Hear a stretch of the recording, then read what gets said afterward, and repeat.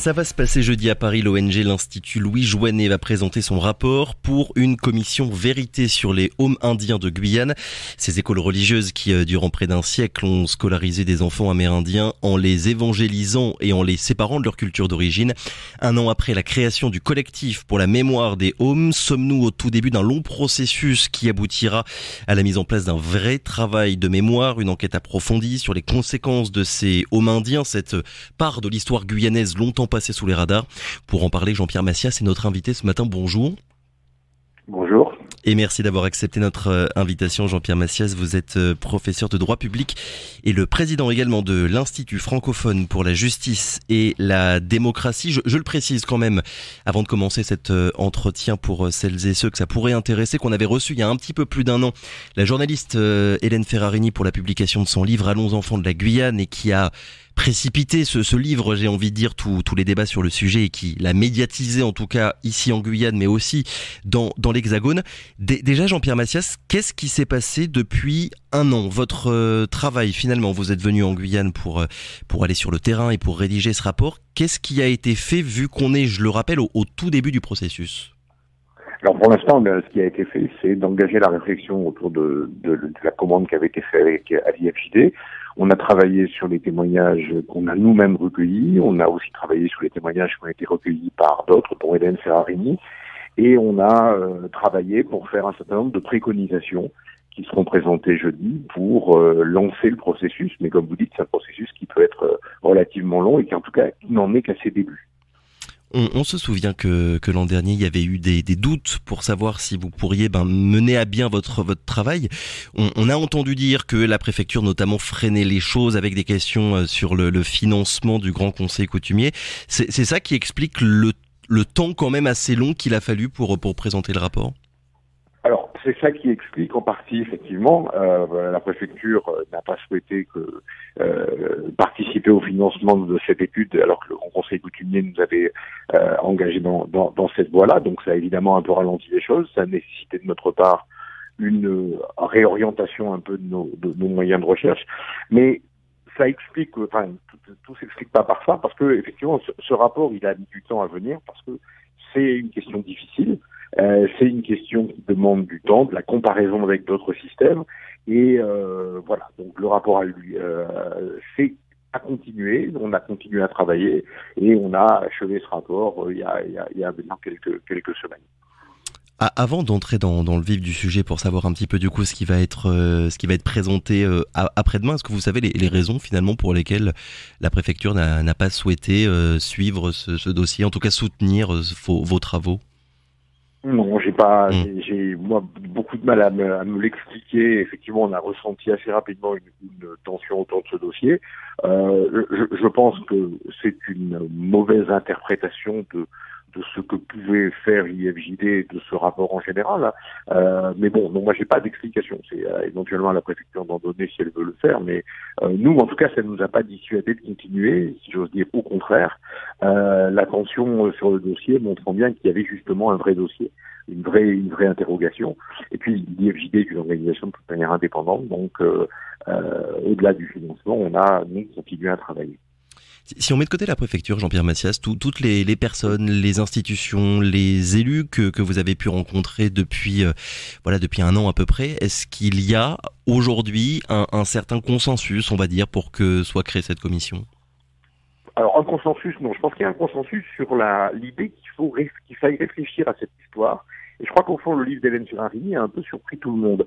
C'est-à-dire que, comme vous le disiez tout à l'heure, l'histoire des Hômes, elle est passée un peu sous les radars de l'analyse officielle de la Guyane, et on a redécouvert cette histoire, et c'est évidemment une histoire très déstabilisante de se poser la question de savoir si dans ces pensionnats on a pu pratiquer une politique qui susciterait ailleurs des commissions vérité.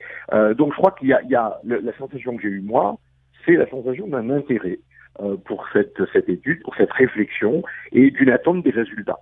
Une attente des résultats de ce qu'on pouvait nous proposer, de ce que d'autres éventuellement peuvent proposer, mais on n'a pas eu de franche opposition, de franche hostilité. On a été reçu par beaucoup d'autorités, et le dialogue a été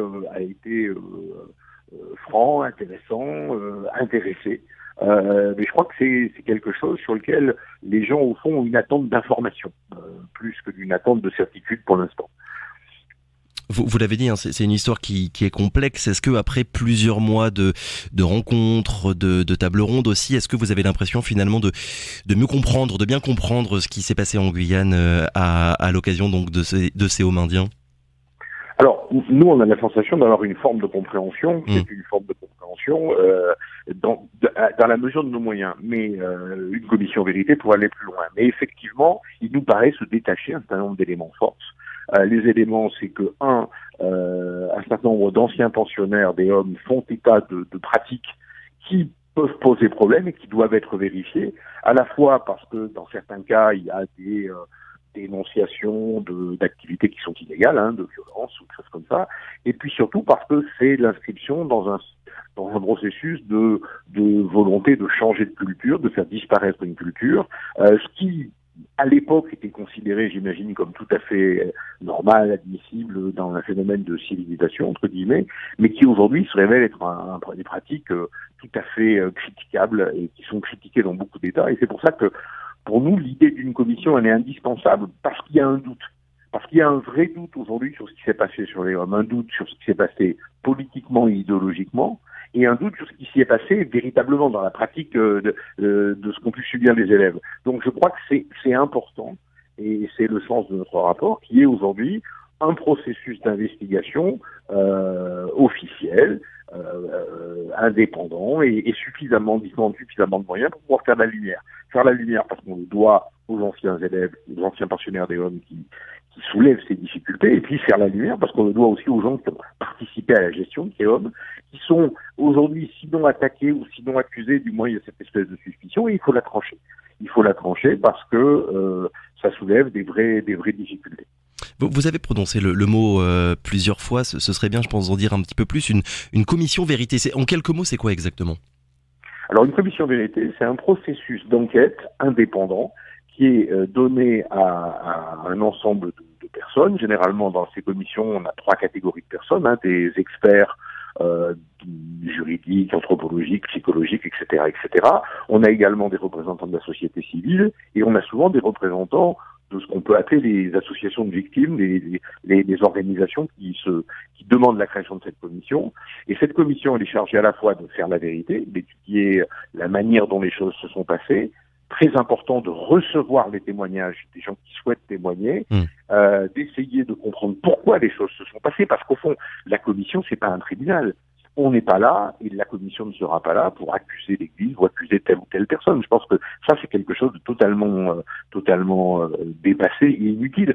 La commission, elle est là pour faire la vérité, comprendre, et surtout proposer des mesures de réparation, éventuellement, et de non-répétition. C'est-à-dire dire que les choses s'étant passées, il faut essayer maintenant de réparer, et il y a des choses, me semble-t-il, qui doivent être réparées, et puis il faut essayer de réfléchir à une nouvelle forme de cohabitation entre les cultures, notamment les cultures amérindiennes et des autres cultures au sein de la société guyanaise et française.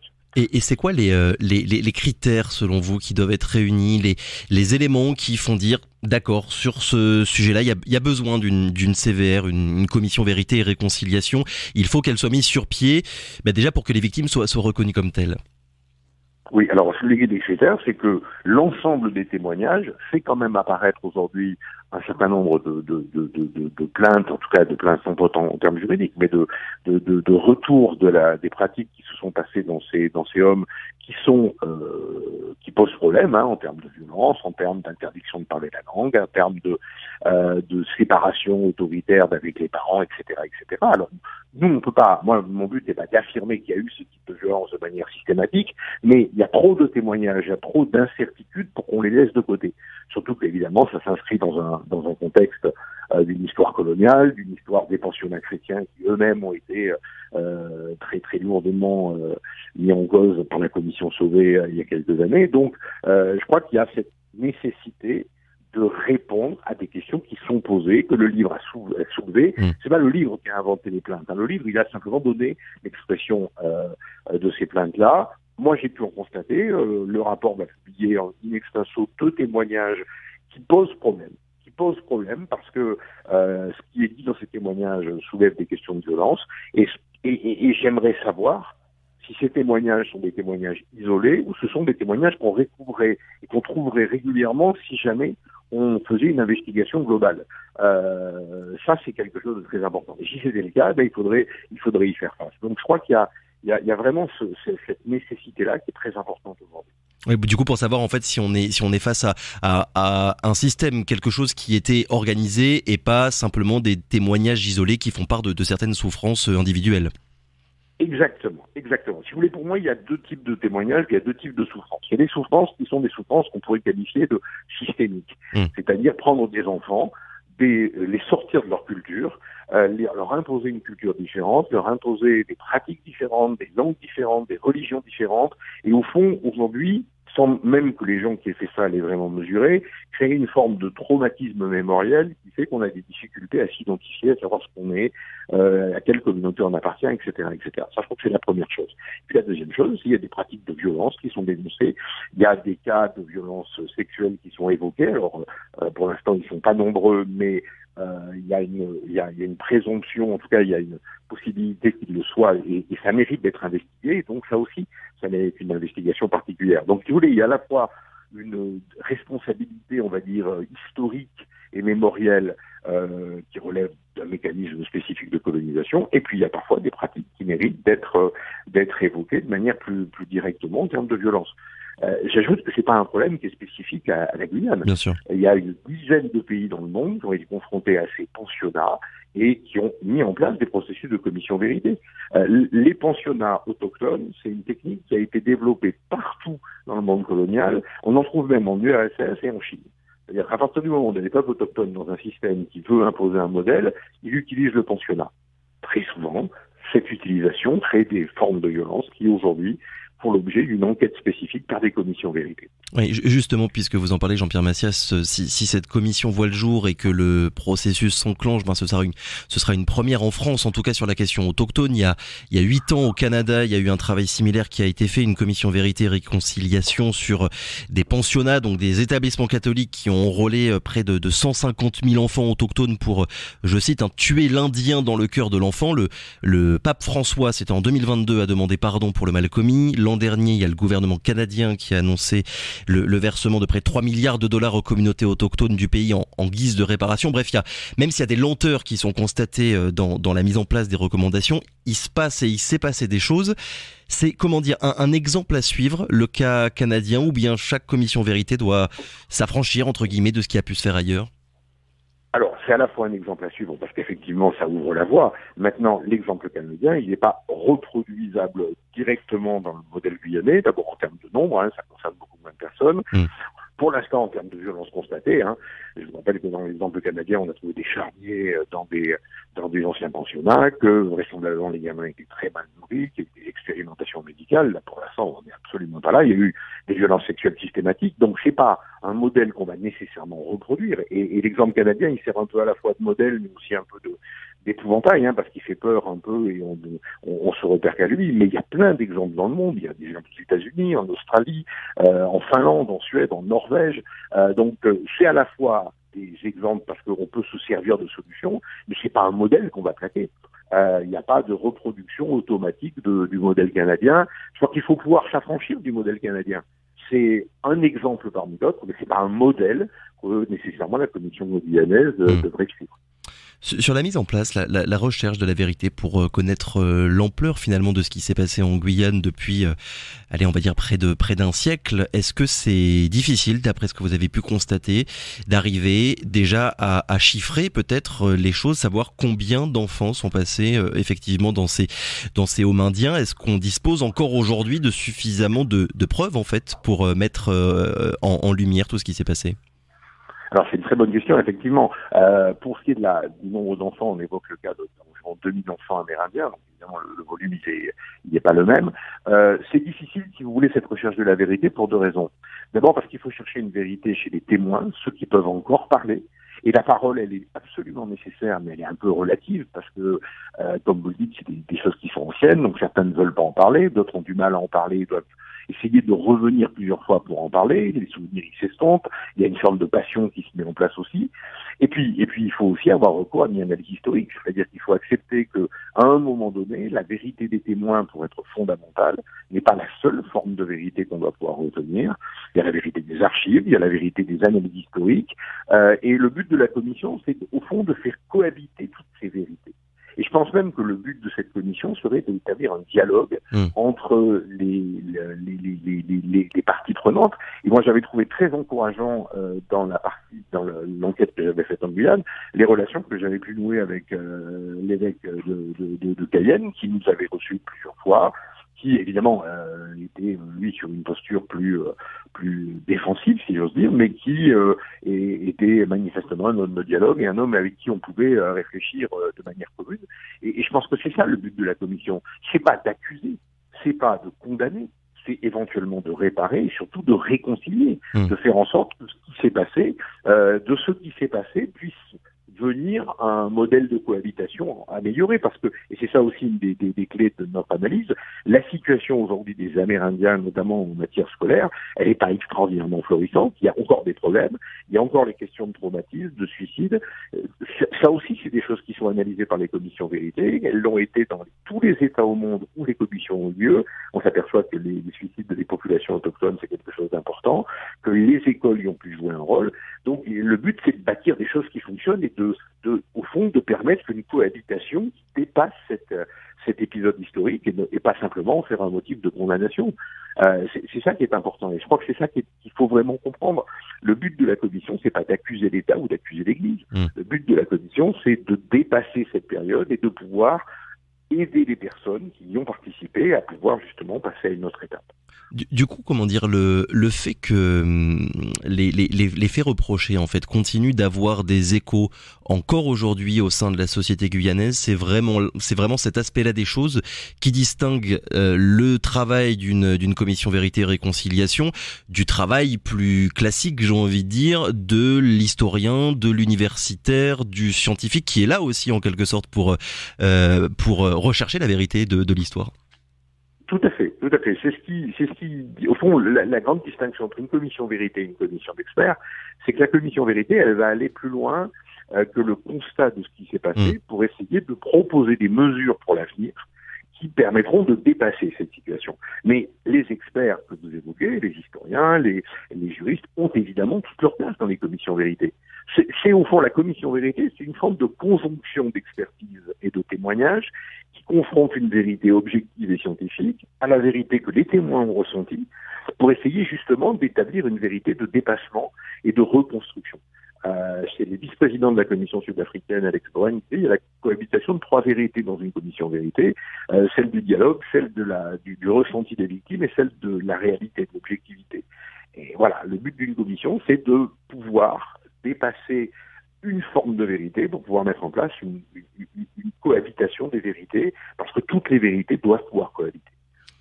Et qu'est-ce que ça apporte de plus ou de différent que les voies plus traditionnelles de la justice? Je vais faire par exemple le lien avec l'esclavage. On a parlé il y a quelques mois maintenant de cette action en justice qu'avaient entrepris plusieurs associations pour que soit reconnu, je cite, le préjudice transgénérationnel de la traite négrière et de l'esclavage pour les descendants d'esclaves. La justice française a finalement dit non.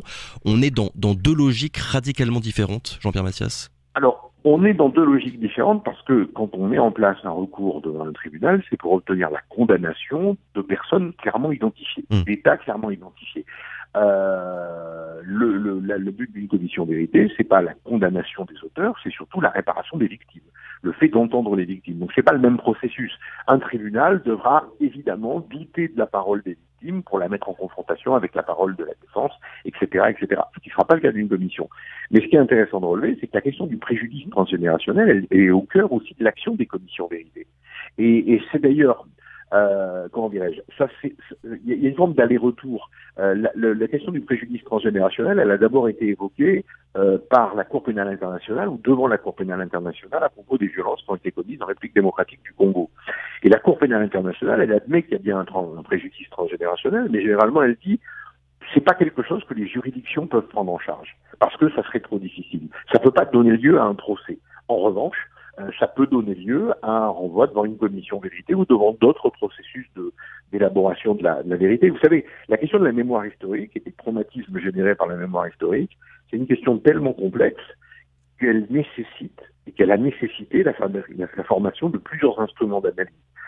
Les historiens en sont les premiers, les tribunaux ont eu un rôle important. Maintenant, les commissions vérité jouent aussi un rôle. Et très souvent, les commissions vérité elles doivent collaborer avec les juridictions, parce que certains cas qui arrivent devant les commissions vérité relèvent tout simplement du droit pénal, et s'ils sont encore jugeables, ils doivent être jugés. Mais c'est vraiment deux démarches différentes. C'est deux types de justice différentes qui traitent des mêmes crimes et qui participent d'une même volonté de faire le travail de mémoire et de permettre aux victimes de tourner la page. Oui, c'est bien pour ça qu'on définit d'ailleurs la commission vérité comme un modèle non pénal de justice. Jusqu'où est-ce que ça pourrait aller? Par contre, on l'a dit déjà, établir la vérité pour savoir exactement ce qui s'est passé, dire les choses de la façon la plus objective possible, mais sur l'aspect réparation, est-ce qu'il pourrait y avoir des choses de faites à ce niveau-là pour le cas des Hauts-Mindiens en Guyane? Là, pour le coup, il pourrait y avoir des choses de faites. Moi, je ne veux pas préjuger ce que pourrait dire une éventuelle commission, mais classiquement, dans ce genre de circonstances, il y a trois types de réparations. Il peut y avoir des réparations individuelles, notamment des prises en charge des personnes qui souffrent de traumatisme ou qui souffrent de problèmes de ce point de vue-là. Ça peut tout à fait arriver. C'est arrivé d'ailleurs avec le précédent de la commission sur les enfants transportés de la Réunion Creuse, qui est un modèle assez proche de ce qu'on veut mettre en place. Et d'ailleurs, le président de la commission des enfants de la Réunion soutient beaucoup de notre initiative. Donc, on peut déjà mettre en place un soutien et un accompagnement de ces personnes victimes. Et eux, ils ont développé notamment une prise en charge spécifique par des psychiatres. Mais on peut également prévoir des mesures collectives et symboliques, que ce soit l'érection d'un monument, que ce soit l'ouverture d'un musée de la mémoire des Hauts-Mindiens. Ça peut aller jusqu'à des excuses de la présentation de regrets, comme vous évoquiez ce qu'a fait le pape François, par exemple, pour les Canadiens. Et ça peut être aussi pour la mise en place, par exemple, de mesures collectives de reconstruction, faire en sorte que désormais, dans l'éducation nationale, on puisse enseigner l'histoire des Hauts-Mindiens, que la question des caractères pluriculturels de la société puisse être mieux intégrée, etc., etc. Donc ça peut aller jusqu'à ces trois éléments-là. Et puis en cas extrême, mais ça dépend des constats qui sont faits, il peut y avoir des cas qui peuvent être déférés à des juridictions, pourraient être éventuellement déférés à des juridictions, parce que la commission vérité, elle n'a pas pour vocation de traiter du processus pénal directement. Mais il y a toujours un lien, pour reprendre l'exemple canadien, si on a créé une commission vérité au Canada, c'est parce que d'abord, il y a eu beaucoup de recours en justice qui ont été faits par des autochtones et que le gouvernement canadien a préféré un traitement plus global. Et la commission pour la transportation des enfants de la Réunion Creuse, elle est partie d'abord d'un recours au pénal qui avait été déposé pour déportation. Alors le recours avait été écarté par la Cour de cassation, mais quand même, on avait admis le fait que il y avait un problème juridique. Vous savez, parfois, les juges peuvent pas tout faire, mais l'impuissance des juges ne peut pas être le signe de l'impuissance du droit. Et puisque quand les juges peuvent pas intervenir, et parfois ils peuvent pas intervenir pour des bonnes raisons, et ça veut dire qu'il faut trouver de nouvelles formes de prise en charge de ce type de violence, de ce type de traumatisme. Le processus, Jean-Pierre Massias, et ce sera ma dernière question, là il va donc y avoir jeudi la présentation de votre rapport, et ensuite la décision de mettre ou non sur pied cette commission vérité, qui va le décider finalement? Alors là aussi c'est une question. Nous on va présenter le rapport, on va venir le présenter, j'espère en Guyane, on va venir le présenter individuellement à certains acteurs en France enfin en métropole et en Guyane. Après, la balle est dans le camp de ceux qui peuvent le faire. Traditionnellement, les commissions vérité, elles sont portées soit par les États, ce qui est la plupart du temps le cas, soit elles peuvent être portées par des collectivités locales, des structures de pouvoir locaux qui peuvent, on a des exemples, soit elles peuvent être portées aussi par la société civile, par des ONG. Alors, c'est plus facile quand c'est l'État en termes de moyens, mais se pose des fois des questions d'indépendance. C'est plus indépendant quand c'est l'ONG, mais se pose des problèmes de moyens. Nous, une de nos préconisations, ça serait que l'État pilote le processus, mais qu'on mette en place un consortium d'organisation de manière à permettre d'avoir un peu les avantages de tous les systèmes. Et aussi, parce que je crois que c'est aussi important, c'est que le processus qu'on voudrait voir se développer en Guyane est un processus qui nécessairement doit faire une large place aux communautés autochtones, aux cosmogonies autochtones, aux pratiques autochtones. Et donc c'est pour ça que l'État a vocation de le piloter, me semble-t-il, mais qu'on doit organiser de manière spécifique la participation de toutes les communautés intéressées en Guyane, que ce soit d'ailleurs les communautés amérindiennes, mais aussi les autres communautés, les Bushimengue, et que la collectivité territoriale de Guyane puisse être aussi associée à ce processus si elle le désire. Oui, qui prendra du temps dans tous les cas ce processus. Merci beaucoup Jean-Pierre Massias d'avoir été avec nous ce matin. Je le rappelle donc, vous êtes professeur de droit public et président de l'Institut francophone pour la justice et la démocratie. Merci encore, très bonne journée à vous.